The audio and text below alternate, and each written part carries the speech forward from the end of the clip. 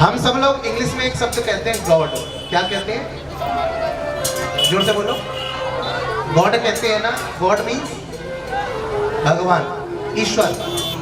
अब गॉड का मतलब क्या है? गॉड में 3 अक्षर है, G-O-D। सही है ना? तो जी माने जनरेटर, ब्रह्मा। जो संसार को बनाने वाला है। जब तक जनरेटर का काम क्या है कि अगर लाइट चली जाए तो वो बिजली को बनाता है कि नहीं? ऐसे ही संसार का रचयिता, रचने वाला, संसार को बनाने वाला केवल ब्रह्मा है। तो ब्रह्मा को जी माने जनरेटर की उपाधि दी है प्यारे। दूसरा शब्द है ओ, G-O माने ऑपरेटर। जब तक कोई वस्तु को हम चलाएंगे नहीं, जब तक वो चलने वाली नहीं है। और संसार को चलाने वाला कौन है? केवल विष्णु। तो ऑपरेटर विष्णु हो गया। और डी माने डिस्टोलमेंट, माने संहार करना। और संहार संसार का केवल भगवान शंकर ही करते हैं। कौन करते हैं? भगवान शंकर। इसलिए बनाने वाला, पालन पोषण करने वाला और संहार करने वाला भगवान कृष्ण कहते हैं ये सब स्वरूप मेरा ही है प्यारे। हमारे नैनों से नैना मिलाए रहो, हमारे नैनों से नैना मिलाए रहो, हमारे नैनों से नैना मिलाए रहो, हमारे नैनों से नैना मिलाए रहो। राधे राधे जय राधे राधे, जय राधे राधे श्री राधे, जय राधे राधे जय राधे राधे, जय राधे राधे श्री राधे, जय राधे राधे जय राधे राधे, जय राधे राधे श्री राधे, जय राधे राधे श्री राधे राधे, जय राधे राधे श्री राधे, जय राधे राधे राधे जय राधे राधे, जय राधे राधे श्री राधे, जय राधे राधे राधे जय राधे राधे, जय राधे राधे श्री राधे। मथुरा जी में राधे राधे, वृंदावन में राधे राधे, गोवर्धन में राधे राधे, दीपक में राधे राधे, राधे राधे राधे राधे राधे राधे राधे राधे राधे राधे राधे राधे जय श्री राधे, राधे राधे राधे राधे राधे राधे राधे जय जय श्री राधे, राधे राधे जय श्री राधे, राधे राधे राधे राधे राधे।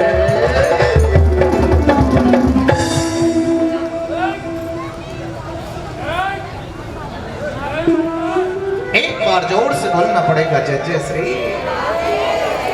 जो नारद जी हमेशा नारायण नारायण कहते हैं प्यारे, आज वृंदावन में आते ही राधा रानी के नाम में मस्त हो गए। ये राधा की कृपा है, ये राधा रानी की महिमा हमेशा। और जैसे ही नारद जी जा रहे थे, राधा रानी का नाम लेते लेते लेते लेते एक आवाज लगाई पीछे से, नारदा उच्छलम तिष्ठता, थोड़ी देर के लिए रुक जाओ। नारद जी रुक गए। एक जवान स्त्री ने आवाज लगाई महाराज। नारद जी ने पूछा, नारद जी ने पूछा कौन हो देवी तुम? आप कौन हो? आज वो स्त्री रोने लगी जमुना जी के किनारे पर और रोते रोते कहने लगी, अहम नाम न भक्ति नाम, मेरा नाम भक्ति है। नारद ने पूछा तुम रोती क्यों हो? कहा महाराज कि यस्य पुत्रो, मेरे जो 2 पुत्र हैं, ज्ञान वैराग्य चक्रयते, ज्ञान वैराग्य, ये मूर्छित अवस्था में है। बोले अच्छा कि हाँ महाराज, आप तो ब्रह्म ऋषि हो, आप हमारे इन दोनों पुत्रों की मूर्छित अवस्था को जागृत करिए। आज नारद जी को दया आई और नारद जी ने वेद मंत्रों का उच्चारण करना प्रारंभ किया है। जब तक नारद जी वेद मंत्रों का उच्चारण करते हैं तब तक तो ज्ञान वैराग्य खड़े होकर के नाचने लगते हैं, लेकिन जैसे ही वेद मंत्रों का उच्चारण कम हुआ बंद होता है, दोनों के दोनों गिर जावे महाराज। नारद जी परेशान हो गए, आखिर ऐसा कौन सा कर्म किया जाए जिससे ज्ञान वैराग्य की मूर्छित अवस्था को दूर किया जाए। भगवान को याद किया और जैसे ही भगवान को याद किया है, एक आकाशवाणी हुई, हे नारदो जाओ तुम कोई सत्कर्म करो, सत्कर्म करो, सत्कर्म करो। नारद ने पूछा, प्रभु क्या सत्कर्म करूं? आकाशवाणी ने कहा, बेटा तुम किसी संत पुरुषों के पास जाओ, वही बताएंगे कि आखिर सत्कर्म क्या होता है। चलो, जो स्वयं ब्रह्म ऋषि है नारद, आज वो नारद चला है संतों की खोज में।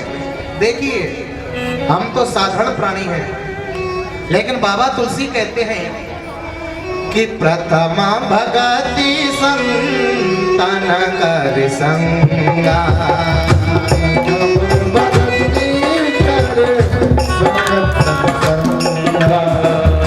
प्रथमा भगति संतन कर संगा, प्रथमा भगति संतन कर संगा, कि दूसरी राती मामा, दूसरी राती मामा कथा प्रसंगा, प्रथमा भगति संतन कर संगा, प्रथमा भगति संतन कर संगा। पहली भक्ति का नाम है संतों की संगति। याद रखना, जब तक प्राणी संतों का संग नहीं करेगा तब तक आनंद होने वाला नहीं। भगवान ने अपनों से भी ऊपर माना है संत भक्तों को, याद रखना।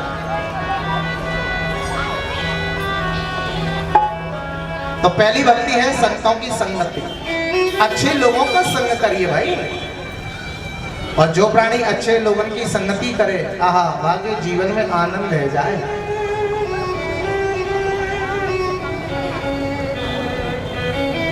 आज जो स्वयं ब्रह्म ऋषि नारद हैं, चल पड़े संतों की खोज में और चलते चलते बद्री का आश्रम पहुंच गए। बद्री नारद,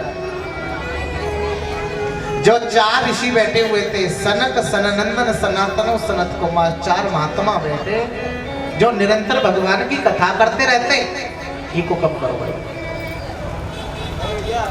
ही को कब, जो निरंतर भगवान की कथा करते रहते थे। आज नारद जी पहुंच गए और जाते जाते क्या देखा, आहा, नारद जी उदास हैं। और जैसे ही नारद को उदास देखा है,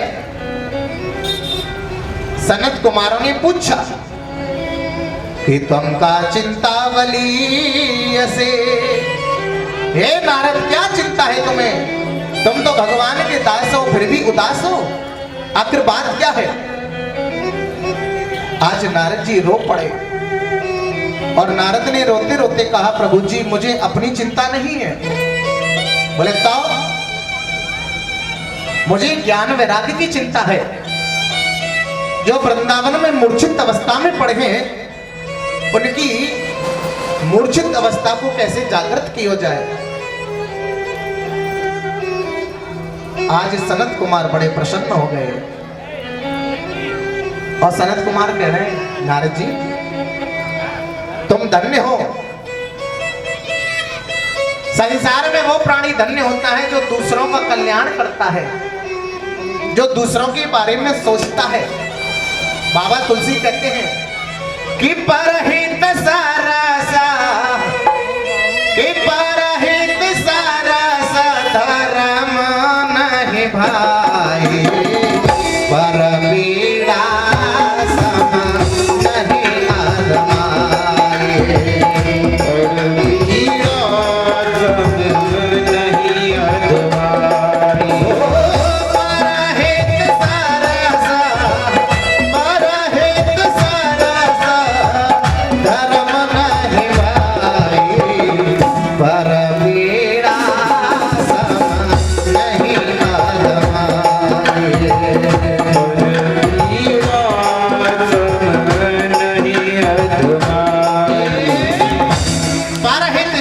धर्म नहीं भाई, पर पीड़ा सब नहीं अदमाई।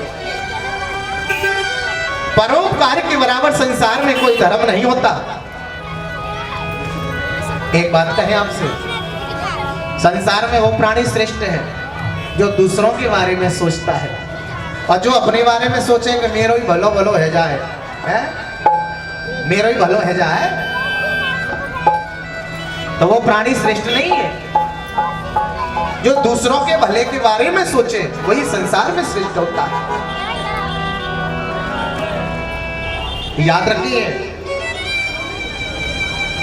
नारद जी श्रेष्ठ हैं तो सबके बारे में सोचते हैं। आज सनकादिक महात्मा बड़े प्रसन्न हो गए और कहने लगे, चलो नारद जी, आज हम तुम्हारी चिंता को दूर करेंगे। आहा। और सनत कुमार नारद को लेकर के आए हैं हरिद्वार में। कहां आए? हरिद्वार, जहां गंगा जी का तट है प्यारे, जहां भगवान शंकर की कृपा है। हरिद्वार में आए, जैसे ही कथा प्रारंभ करने लगे, नारद श्रोता बन के बैठ गए और सनकादिक ऋषि वक्ता बन करके कथा श्रवण कराने लगे। जैसे ही कथा प्रारंभ होने लगी है, जो ज्ञान वैराग्य वृंदावन में मूर्छित अवस्था में पड़े थे, आज वो दौड़ करके गए और हरिद्वार तक भगवान कृष्ण की कथा सुनने के लिए। ये महिमा है भगवान की कथा की, ये भागवत की महिमा है। जिस ज्ञान वैराग्य पे खड़ा नहीं हुआ जा रहा था, आज वो दौड़े दौड़े गए भैया हरिद्वार तक। 400 किलोमीटर, कितना? 400 किलोमीटर दूर हरिद्वार गए। कि धन्या भागवती वार्ता सर्व दुखानां विनश्यति। ये भागवत की चर्चा धन्य है जो सभी दुखों का विनाश करती है साहब।